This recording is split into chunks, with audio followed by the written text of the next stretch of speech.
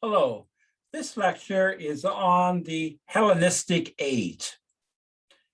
The 5th century BC was an exciting time for the Athenian Greeks, culturally and politically. But by the end of the century, Athens had lost much of its power in its conflict with Sparta, which had received aid from the Persians. The victorious Spartans did not fare well in the subsequent years. They were unable to take the mantle as the leader of the Greek world. A new power rose from Macedonia, the northernmost of the mainland Greek states. The Hellenistic period is known as the period when a Macedonian dynasty took control of both Greece and the Persian Empire. The word Hellenistic comes from the Greek word meaning to imitate Greeks. Ruled for centuries by hereditary kings, Macedonia, also referred to as Macedon, rose to power under King Philip, and his reign was from the year 359 to 336 BC. Macedonia filled the political vacuum left by the defeat of Sparta and Athens. The Peloponnesian Wars had left Greece weakened, a situation that aided Macedonia's victory under the leadership of Philip II. King Philip had the advantage of a well-prepared army. He recruited feisty hill people for his army and trained them with new combat techniques.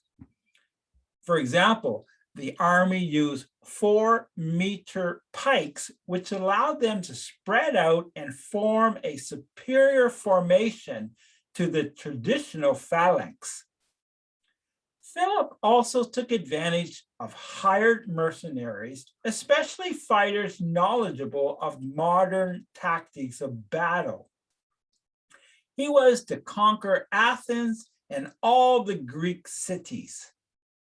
Philip had plans to defeat the Persians, but before he began his campaign, he was assassinated in the year 336 BC. It was Philip's son, Alexander, who was to lead the Greeks in a long and arduous campaign against the Persian Empire. The story is told that Alexander always slept with 2 items under his pillow. The 2 objects, a copy of the Iliad by Homer and a dagger. Both express his admiration for Greek culture as well as his more violent nature. Alexander inherited leadership skills, military insights, and Macedonia itself from his father. In addition, Alexander had the advantage of having excellent teachers, including the philosopher Aristotle. Alexander's character also led him to military greatness. He overflowed with pride, ambition, recklessness, and an essentially adventurous outlook on life. Lacking humility, Alexander toyed with notions that he was a son of God. So he had this God complex. One story of Alexander as a youth reveals much.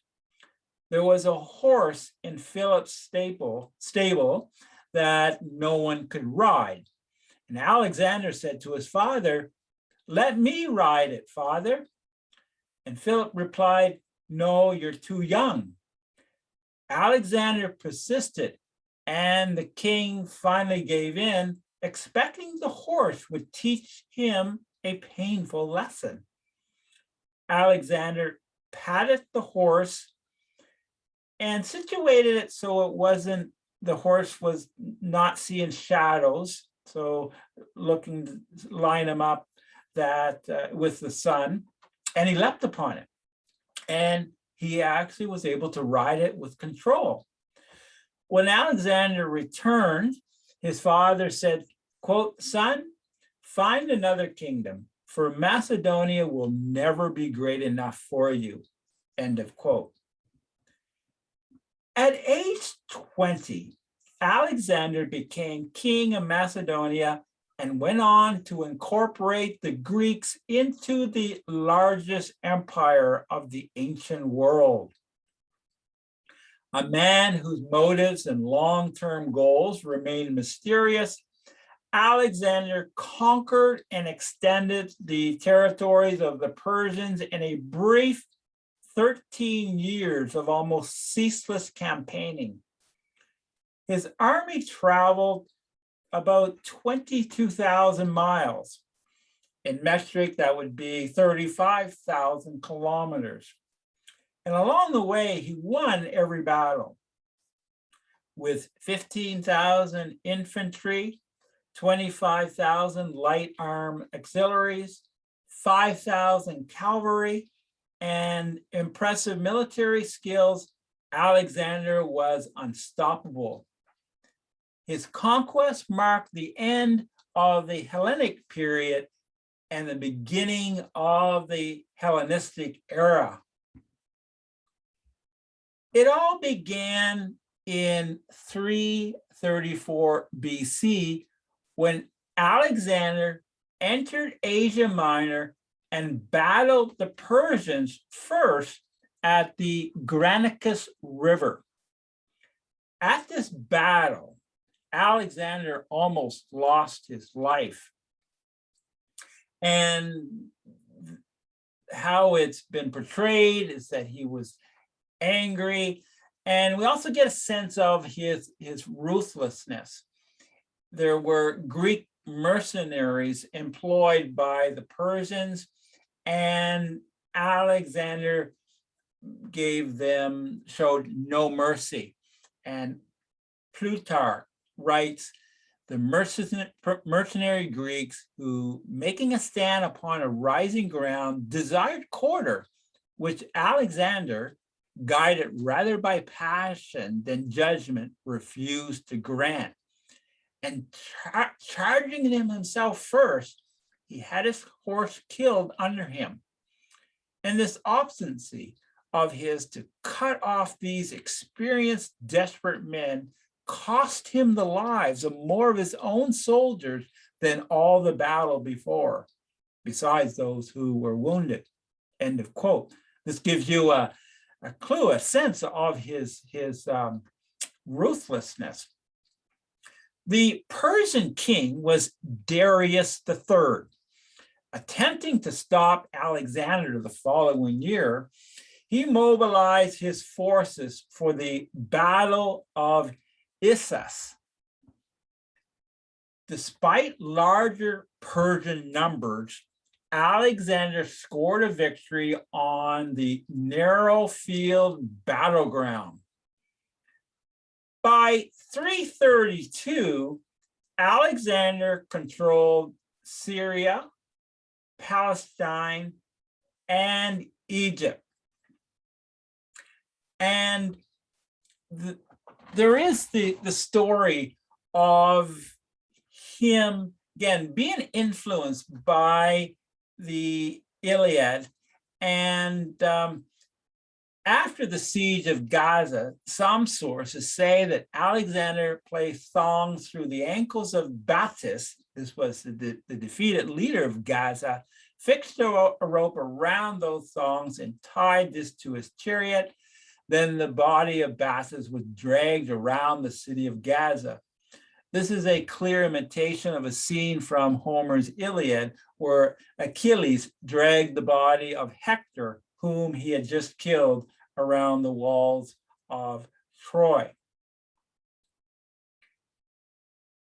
Alexander founded the city of Alexandria and took the title Pharaoh of Egypt. From Egypt, Alexander's forces surged to the east and defeated the Persians once again, this time at Gaugemela, in the important battle that took place in the year 331. After this, the Persian cities of Babylon, Susa, and Persepolis fell to the Macedonians. Alexander took the title of Great King of the Persians when Darius was killed by his own guard. Next for Alexander was the east as far as India and today's Pakistan. The spectacular battle in India was the Battle of Hydaspes River, and Arian, Alexander's ancient biographer, wrote of the bravery of the Indian king Porus. Quote, throughout the action, Porus had proved himself a man indeed, not only as a commander, but as a soldier of the truest courage. When he saw his cavalry cut to pieces, most of his infantry dead, and his elephants killed or roaming riderless and bewildered about the field, his behavior was very different from that of the Persian king Darius. Unlike Darius, he did not lead the scramble to save his own skin, but so long as a single unit of his men held together, fought bravely on. It was only when he himself was wounded that he turned the elephant on which he rode and began to withdraw.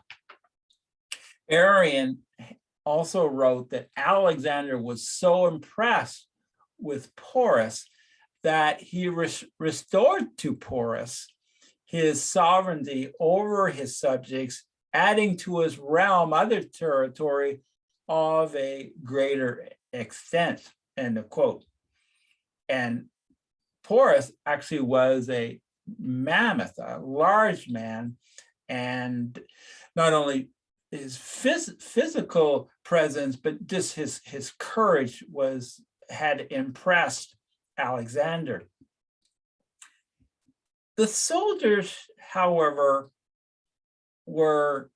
Alexander's soldiers were getting tired.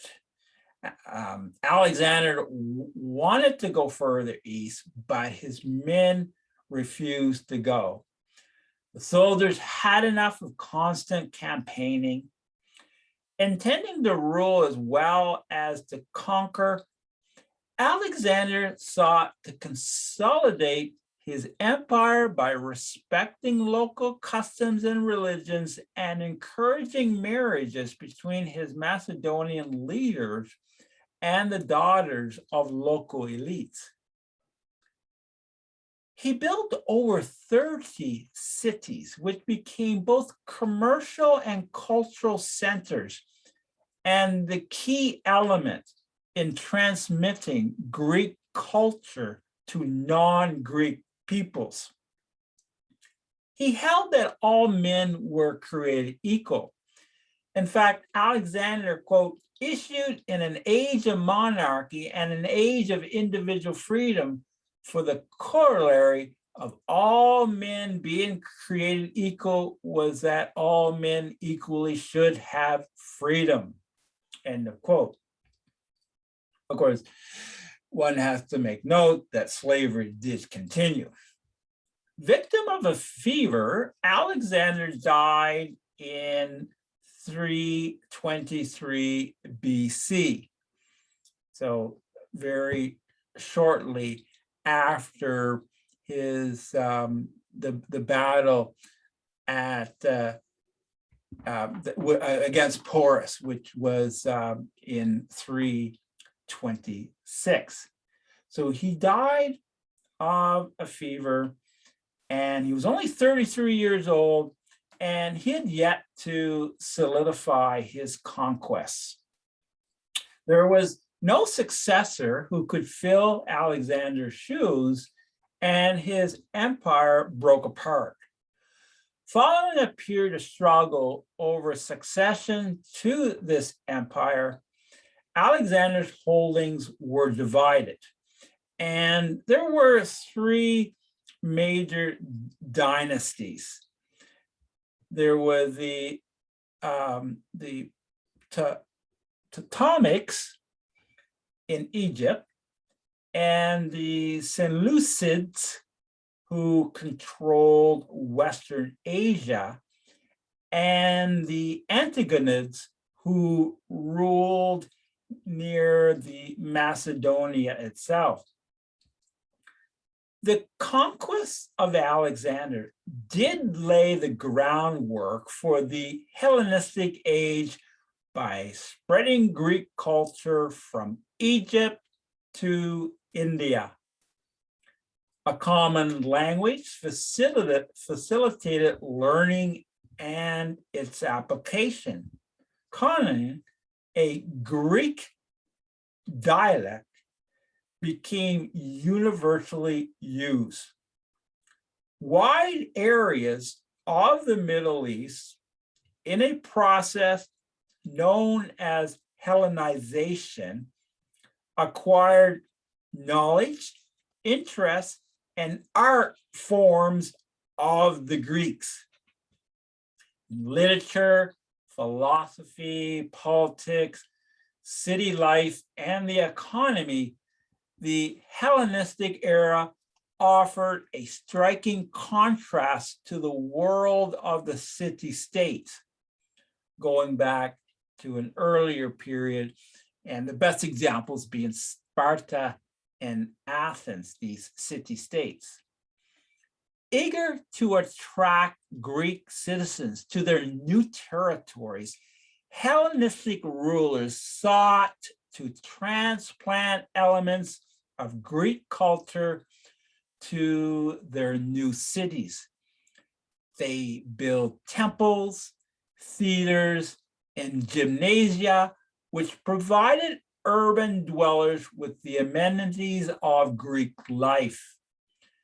Greeks migrated across the Near East to take advantage of new opportunities. There was an explosion of creative work during the Hellenistic era.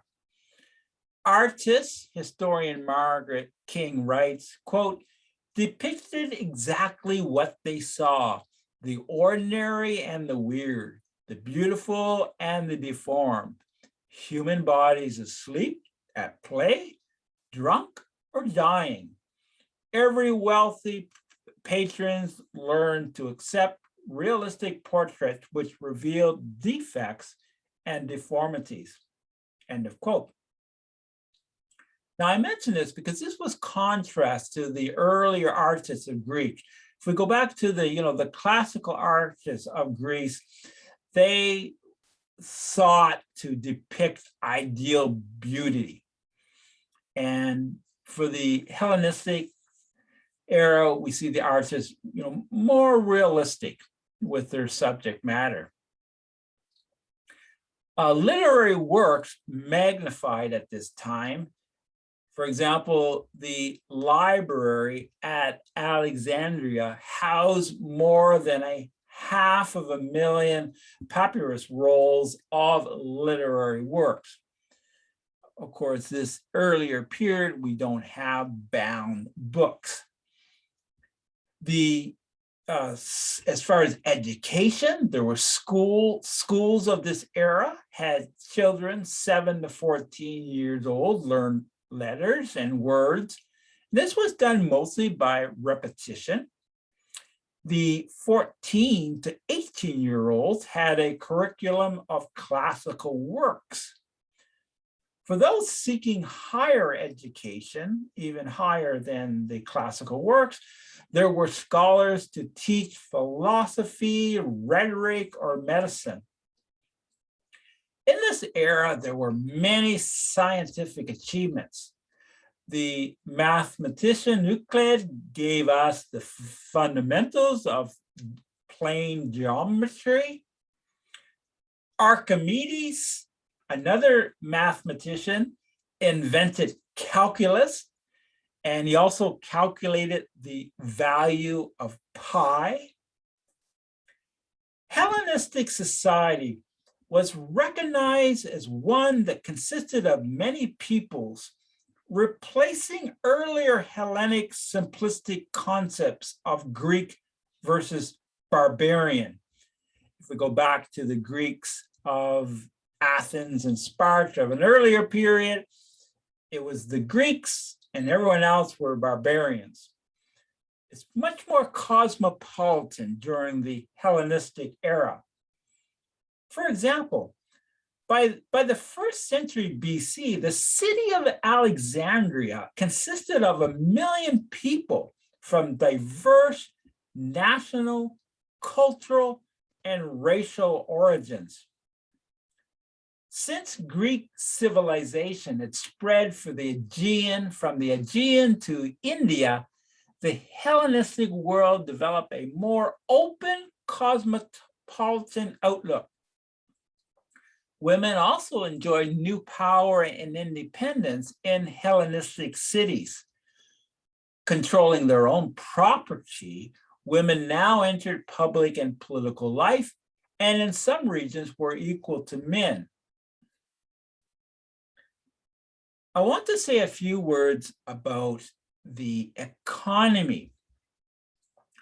Since the rise of the early civilization, the economic basis of empires lay in the theft and taxation that conquerors wrung from the conquered.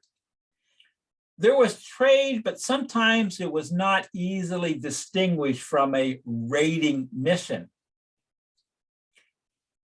Even agreed upon trade had limitations. Land-based trade was expensive. There were limitations to what pack animals and human porters could carry across land. And certainly it was costly. Usually long distance commerce was limited to items of high value in relation to their bulk. Gold, silver, precious metals, and luxury cloth were commodities more suitable for extensive land travel. The introduction of coin money was of great economic importance. And we have early coins going back as early as 7th century BC. After Alexander's death, the world economy expanded. Historians point out that, quote, the money that Alexander had loosed to circulate promoted economic activity and the opening of huge new territories to Greek trade, which increased the demand for Greek products and supplies of all kinds of goods. Commerce and an integrated market economy characterized the Hellenistic period. Other changes that took place in the years after Alexander's conquest, as the Greek world grew, there was the decline of earlier traditions of loyalty to the city-state and convictions that the citizen reached his full potential within the city-state. There was challenges to this. This began to decline, to see oneself as, part of the city-state. The absence of political independence distinguished Hellenistic cities from the independent city-states of earlier Greek civilization. Thus, compare how Athens and Sparta was, self-sufficient, contained. This is not so much the case now.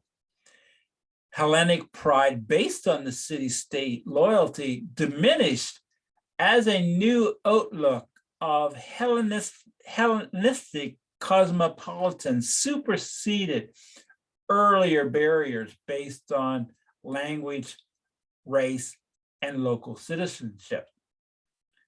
Although the historical evidence cannot offer a full picture, there is a suggestion that the citizen of the Hellenistic world had an awareness of living in a complex world that stretched far beyond their polis.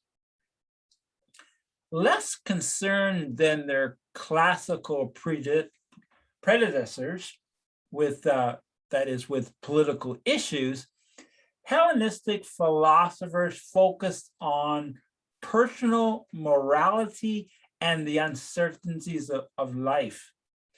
Some historians argue that during the Hellenistic period, there was much attention to the anxieties of life.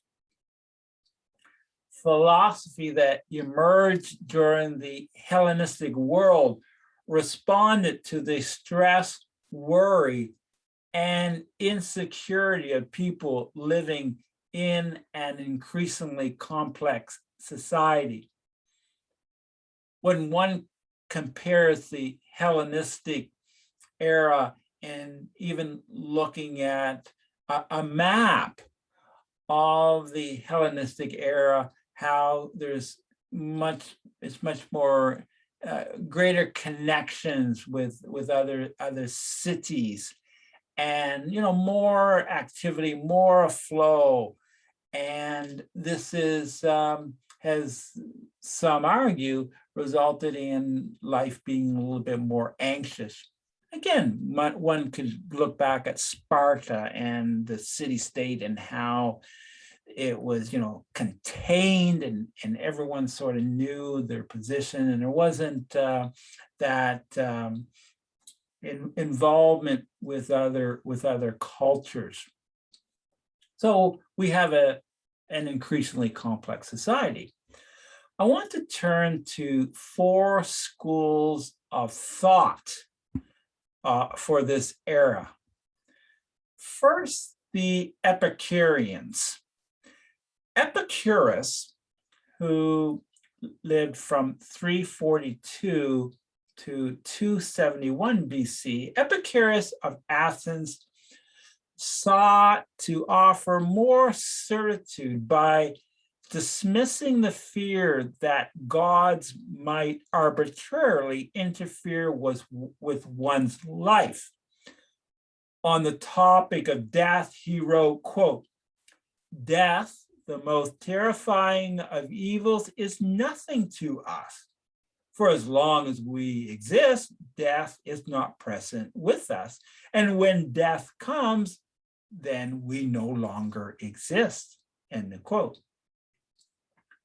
Epicurus rejected the possibility of suffering after death. He did not believe there was such a thing as a fixed eternal truth. Thus, philosophers should not waste their time pursuing truth. A better task for them was to show people how to cope with life. Epicureans emphasized the rational pursuit of pleasure and the avoidance of pain as a way to achieve freedom. They usually distanced themselves from political engagement. They believed that the happiest people were those who chose to withdraw from the world and ignore the duties of family and public life. Similar to Epicureanism was Stoicism. Stoicism sought inner satisfaction and happiness. But Stoicism was not insular like Epicureanism. Its founder was Zeno of Citium, who lived from 335 to 263 BC. The Stoics embraced the world, including politics. For Stoics, happiness came from accepting accepting one's role in life and living in harmony with nature. Stoicism was a major intellectual force. Quote, at the root of Stoicism was the concept of the free individual, that internal freedom was all that matters. An individual could not be broken if they remain master of their mind. It was powerful. It was a powerful, liberating concept. As one historian explains, the Stoic way of life made sense to the subjects of well-ordered Hellenistic empires. Another school of thought was skepticism, the doctrine that nothing could be truly known. Skeptics saw all ideas as merely hypotheses. They believed in a morality based on experience. Because, quote, there was never any certainty, only probability, morality should derive from practical experience rather than from dogma. But they did not reject the worship of the gods. Skeptics believed that gods might not exist. However, to refuse to worship or deny their existence would only cause trouble. Suspicious of ideas, skeptics could be hostile to intellectuals. The Cynics were considered the most radical philosophical school of the Hellenistic Age. Cynics abandoned all tradition and values. They sought total freedom and rejected the gods. They had no loyalty to family.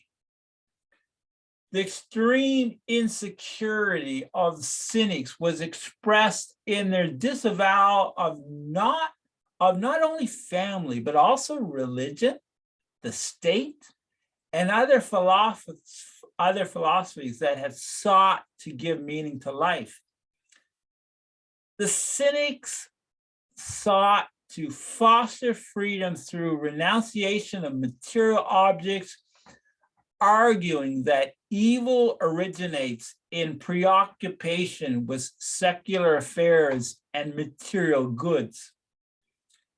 If skeptics were conformists, Cynics were the opposite. To demonstrate their disdain for societal customs, they grew long beards, used profanity, and adopted bad manners. The Cynic Diogenes declared, quote, "Look at me. I am without a home, without a city, without property, without a slave. I sleep on the ground. I have neither wife nor children, no miserable governor's mansion, but only earth, sky, and one rough cloak. Yeah, what do I lack? Am I not free from pain and fear? Am I not free?" To conclude, in comparing the Hellenic and the Hellenistic era, one sees philosophical change. The ideal of the withdrawal of the individual from involvement in society for the purpose of pursuing one's own happiness emerges in this period and in various forms. The Hellenistic period, though not the equal of the golden age of Athens in intellectual achievement, was still a time of significant cultural diffusion. Alexander's conquests and the resulting cultural diffusion paved the way for the political unification of the Mediterranean world under the authority of Rome that follows later. Thank you.